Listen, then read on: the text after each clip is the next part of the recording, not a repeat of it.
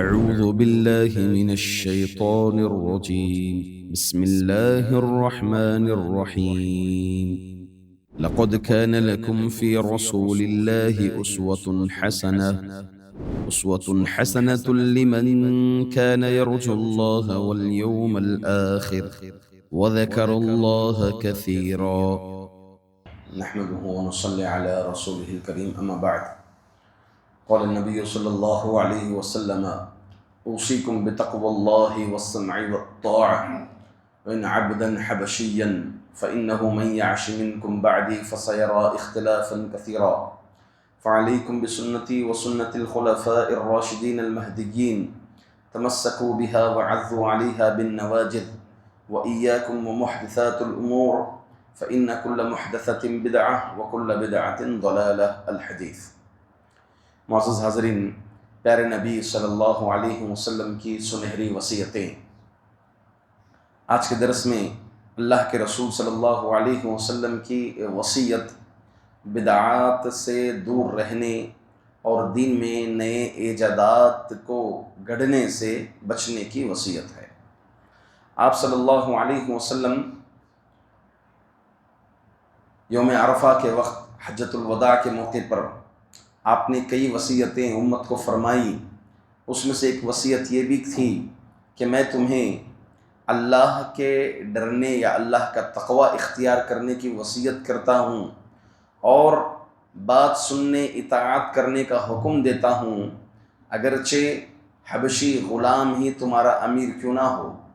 اور میرے بعد تم میں سے جو لمبے عرصے تک زندہ رہے گا وہ عنقریب امت میں بہت سے اختلافات دیکھے گا.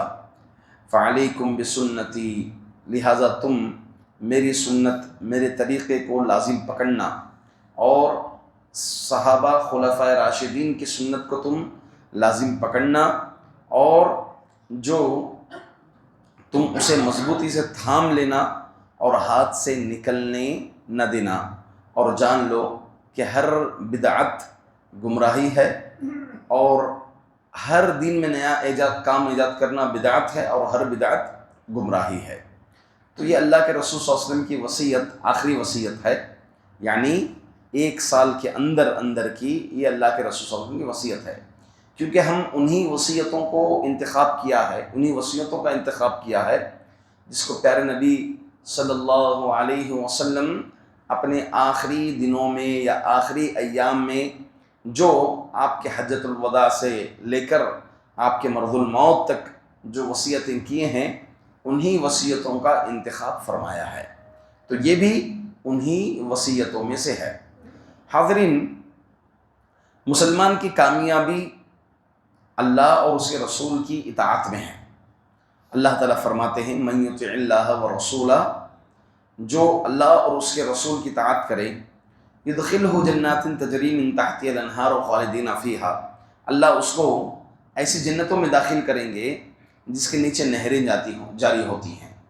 ذالک وذالک الفوز العظیم، اور یہی بڑی کامیابی ہے. اس کے برعکس جو اللہ اور اس کے رسول کی مخالفت کرتا ہے، اللہ تعالیٰ اس کو جہنم میں داخل کریں گے اور دردناک عذاب، اس جہنم میں اللہ تعالیٰ اہانہ کرنے والا عذاب عطا فرمائیں گے، عذاب دیں گے. تو کامیابی اللہ اور اس کے رسول کی اطاعت میں ہی ہے. اللہ کی اطاعت، قرآن کریم کی تعلیمات کو ماننا، رسول کی اطاعت، حدیث جو اللہ کے رسول صلی اللہ علیہ وسلم سے صحیح احادیث صحیح سند کے ساتھ وارد ہیں، آپ کے اقوال، آپ کے افعال اور آپ کی تقریرات، ان کو ماننا. اب اللہ کے رسول صلی اللہ علیہ وسلم کی اطاعت میں اللہ کی اطاعت ہے. من یطیع الرسول فقد اطاع اللہ، جس نے رسول کی اطاعت کی اس نے اللہ کی اطاعت کی، کیونکہ حدیث بھی وحی ہے. اور نبی کی اطاعت کیسی کرنی ہے؟ نبی کی اطاعت ویسی کرنی ہے جیسے صحابہ نے کی ہیں، جیسے صحابہ نے حدیثوں کو سمجھا ہے، جیسے اللہ کے رسول صلی اللہ علیہ وسلم کی اتباع صحابہ نے کی ہے. اسی لیے بدعت کا واضح ضابطہ، فارمولہ بدعت کا قاعدہ کلیہ یہ ہے کہ بدعت ہر اس عمل کو کہتے ہیں جس کے ذریعے سے انسان اللہ کا قرب حاصل کرتا ہے. یعنی بدعت کس کو کہتے ہیں؟ ہر اس عمل کو کہتے ہیں جس کے ذریعے اس عمل کو انجام دے کے اللہ سے قریب ہونا چاہتا ہے، حالانکہ نبی کریم صلی اللہ علیہ وسلم نے یہ نہیں بتایا ہے، اور نہ ہی صحابہ کرام رضوان اللہ علیہم اجمعین نے اس عمل کو انجام دیا ہے، اور حالانکہ یہ کام اللہ کے رسول صلی اللہ علیہ وسلم کو کرنے میں یا صحابہ کو کرنے میں کوئی رکاوٹ بھی نہ ہو، ممانعت بھی نہ ہو، ایسے کام کو اچھا سمجھ کر کرنا بدعت ہے۔ یہ قاعدہ کلیہ ہے، بات سمجھ میں آئی؟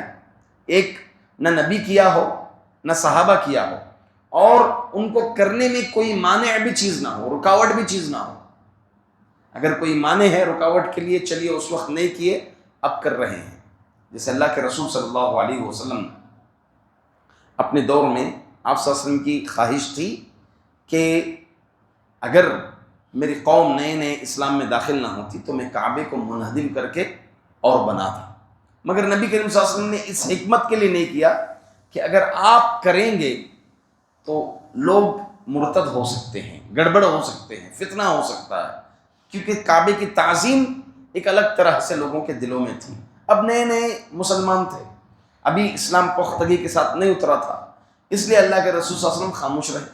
بعد میں صحابہ کے دور میں، عمر بن خطاب کا دورہ، عمر بن عبدالعزیز، بعد کے دوروں میں جو کیا ہوا، اس کی توسیع ہوتی گئی، اس کی توسیع ہوتی گئی۔ تو اللہ کے رسول صلی اللہ علیہ وسلم نے اس کام کو اس لیے انجام نہیں دیا کیونکہ آپ کے لیے یہ مانع تھی اس چیز کو کرنے کے لیے۔ اب نبی کریم صلی اللہ علیہ وسلم کے لیے کوئی چیز مانع نہ ہو، جیسے مثال کے طور پر اذان ہے، اللہ اکبر کہہ کر اذان کا آغاز کرنا، اگر کوئی اذان سے پہلے درود پڑھتا ہے تو کیا اللہ کے رسول صلی اللہ علیہ وسلم کو اگر حکم ملتا تو نبی کریم صلی اللہ علیہ وسلم کے لیے کوئی رکاوٹ تھی اس کام کو انجام دینے کے لیے؟ صحابہ کو آپ حکم دیتے، صحابہ کو آپ نے حکم نہیں دیا اور کوئی رکاوٹ بھی نہیں تھی، ظاہر سی بات ہے کیا ہو گیا، یہ بدعت ہو گئی، جس کو نہ نبی نے کیا، نہ صحابہ نے کیا، اور نہ ہی آپ کو کرنے کے لیے کوئی مانع چیز تھی، کوئی رکاوٹ تھی، کوئی چیز نہ ہو۔ اگر کوئی اللہ کا قرب حاصل کرنے کے لیے اس چیز کو انجام دیتا ہے، دین سمجھ کر اس چیز کو انجام دیتا ہے، تو یہی کیا ہے، بدعت ہے۔ چنانچہ عبداللہ بن مسعود رضی اللہ عنہ فرماتے ہیں، اتبعوا ولا تبتدعوا فقد کفیتم علیکم بالامر العتیق، تم اتباع ہی کیا کرو، تم اتباع ہی کیا کرو، نئے نئے کام ایجاد نہ کرو، تم پر ضروری ہے کہ تم لازم پکڑو جو تم سے پہلے لوگ تھے، ان کے طریقے کو۔ کون تھے؟ صحابہ تھے۔ صحابہ کی طرح ایمان لانا ضروری ہے، اللہ نے شرط باندھی ہے، وَمَن يُشَاقِقِ الرَّسُولَ، جو رسول کی نافرمانی کریں، وَيَتَّبِعْ غَيْرَ سَبِيلِ الْمُؤْمِنِينَ، مومنوں کا راستہ چھوڑ کر دوسرے راستے پر چلے۔ مومن کون تھے قرآن نازل ہوتے وقت؟ صحابہ تھے۔ صحابہ کا راستہ چھوڑ کر اگر کوئی دوسرا راستہ اختیار کریں گے تو اللہ رب العزت نُوَلِّهِ مَا تَوَلَّى وَنُصْلِهِ جَهَنَّمَ، جہنم میں اس کو داخل کریں گے، جہنم میں اس کو داخل کریں گے۔ دین ہمارا مکمل دین ہے، اللہ تعالیٰ نے اعلان بھی کر دیا، اليوم اکملت لکم دینکم واتممت علیکم نعمتی ورضیت لکم الاسلام دینا، میں آج کے دن مکمل کر چکا ہوں اور تمہارے لیے بھی دین اسلام سے میں راضی ہو چکا ہوں۔ اب اگر کوئی اس کے آگے کوئی اور کام انجام دیتا ہے تو یہ بالکل سراسر بدعت ہے۔ اللہ کے رسول صلی اللہ علیہ وسلم نے کوئی چیز چھوڑی ہے، کوئی چیز چھپا لی ہے امت سے، اللہ کے رسول صلی اللہ علیہ وسلم نہیں چھپائیں، ہر چیز بتا دی ہے دین کی۔ آپ صلی اللہ علیہ وسلم فرماتے ہیں حدیث میں،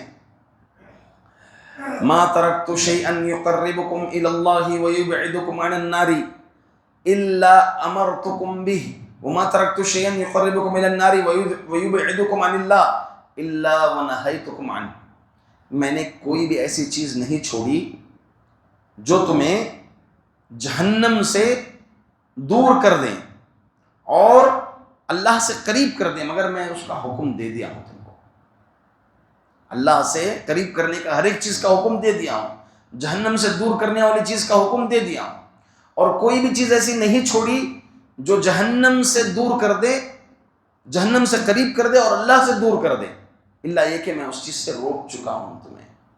اگر کوئی اس کے باوجود دین میں کسی کام کو اچھا سمجھ کر کے کرتا ہے، تو امام مالک رحمۃ اللہ علیہ اس کے متعلق فرماتے ہیں من ابتدع فی الاسلامی بدعتا یراها حسنتا فقد زعم ان محمدن خان الرسالہ، جو کوئی دین میں ایسا کام کرتا ہے، بدعت انجام دیتا ہے اور اس کو اچھا سمجھتا، بھائی اچھے کے لیے کرنے کیا غلط ہے اس میں، جسے میلاد کے موقع پر کہتے ہیں کہ اس میں نبی سے محبت کا ایک ثبوت دے رہے ہیں، اچھا ہی تو ہے۔ تو امام مالک کہتے ہیں فقد خان الرسالہ، یعنی فقد زعم ان محمدن خان الرسالہ، تو اس کا گمان یہ ہے کہ محمد صلی اللہ علیہ وسلم نے رسالت میں، نبوت میں خیانت کی ہے، نعوذ باللہ، گرچہ نہیں کہہ رہا ہے زبان سے، مگر اس کا عمل کیا دکھا رہا ہے، اس کو دین میں اچھا لگ رہا ہے کام، جبکہ نبی نے نہیں کیا ہے، اب اس کو اچھا لگ رہا ہے، کیا مطلب ہے، نبی نے اچھی چیز نہیں بتائی، نعوذ باللہ۔ تو یہ اپنے عمل سے کیا بتا رہا ہے کہ رسول اللہ صلی اللہ علیہ وسلم نے خیانت کی ہے۔ حاضرین، بدعت کے کئی اسباب ہیں، ان اسباب میں سے یعنی بدعت جو پھیلی، عام ہوئی، پھیلتے گئی، اس کا ارتقاء ہوتے گیا، اس میں سے ایک سبب یہ ہے، اہم سبب، کسی چیز کا جو حکم دیا گیا ہے اس حکم میں مبالغہ کرنا، اس کو عمل کرنے میں کیا کرنا، مبالغہ کرنا، مبالغہ بولے تو تجاوز کرنا، غلو کرنا اس عمل میں، اس عمل کو انجام دینے میں غلو کرنا۔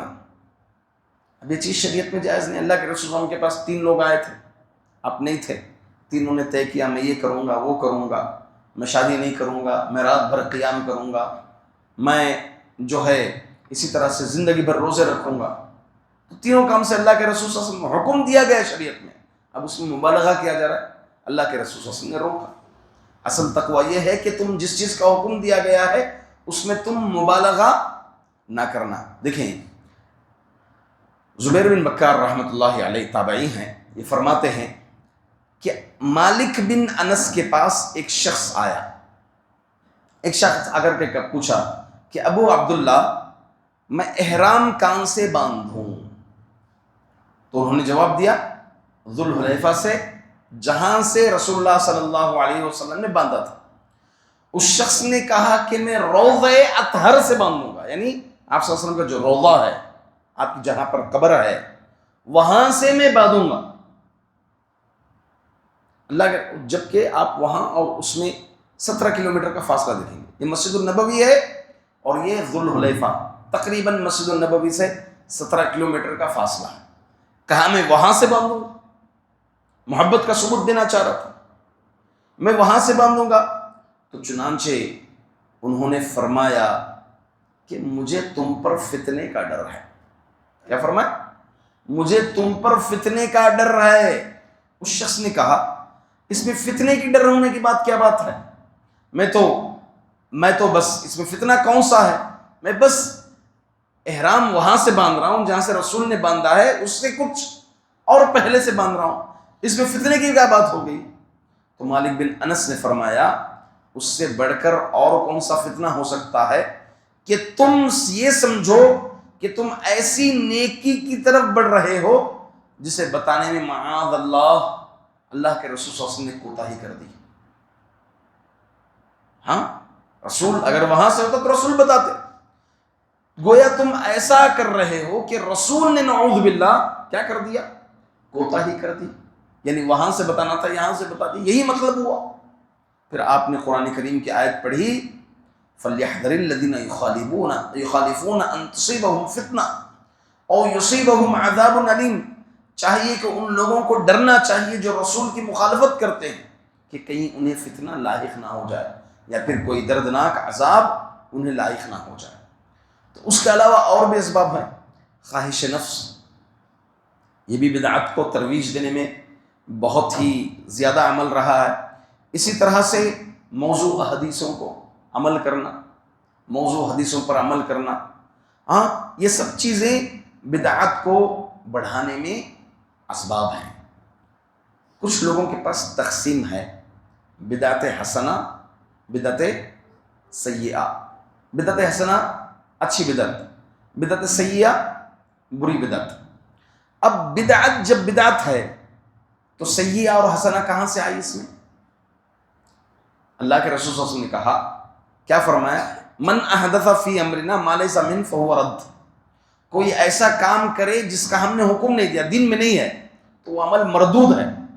اب اچھا کام ہو یا برا کام ہو، اچھا کام عبادت میں وہی ہو سکتا ہے جس کو شریعت نے حکم دیا، برا کام وہی ہو سکتا ہے جس کو شریعت نے حکم نہیں دیا، چاہے تمہاری عقلیں کتنا ہی اچھا سمجھتی ہوں. وہ بدعت ہے سو بدعت ہے. اب اس میں سمجھنے میں کئی لوگ غلطی کرتے ہیں. بدعت حسنہ کی تقسیم جو کرتے ہیں وہ یہ اس وجہ سے کہ اللہ کے رسول کی ایک حدیث ہے، من سن سنتا حسنہ، جو کوئی ایک اچھا نیا طریقہ کام کرے، ہاں، تو اس کو بھی اتنا اجر ملتا رہے گا جس کو اس سنت کو جو لوگ زندہ کرتے رہیں گے اس کا پورا اجر اس کو ملتا رہے گا. اور اس کے بالمقابل جو کوئی برا طریقہ ایجاد کرے، جتنے لوگ بھی کام کریں گے اس کا گناہ، اس پر وبال اس کو بھی آتا رہے گا. تو اس مناسبت سے لوگ کیا ہے بدعت کی تقسیم کرتی ہیں. دیکھیں، اچھا طریقہ عمر بن خطاب سے بھی مروی ہے کہ ماہ رمضان میں جب تراویح کی جماعت آپ کے دور میں ہوئی تو آپ نے کہا کہ کیا ہی اچھا طریقہ ہے.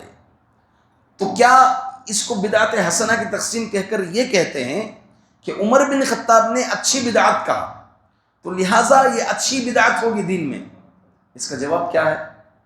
جواب یہ ہے کہ جماعت کے ساتھ پڑھنے کا طریقہ نبی کے دور میں تھا نہیں تھا نا. 3 دن اللہ کے رسول صلی اللہ علیہ وسلم نے پڑھائی نماز، تراویح کی نماز پڑھائی. اب امت پر اس خدشے سے آپ روک دیے کہیں فرض نہ ہو جائے. پھر یہی چیز کو عمر بن خطاب کے دور میں اسی عمل کو لایا گیا. یہ سنت آلریڈی تھی. سنت کو پہنچانے کے جو طریقے ہوتے ہیں، اچھے طریقے، اب جیسے آج کے دور میں آڈیو ویڈیو کے ذریعے سے دین کو نشر کیا جاتا ہے نا، دین کو پھیلایا جاتا ہے، تو یہ طریقہ اچھا ہے.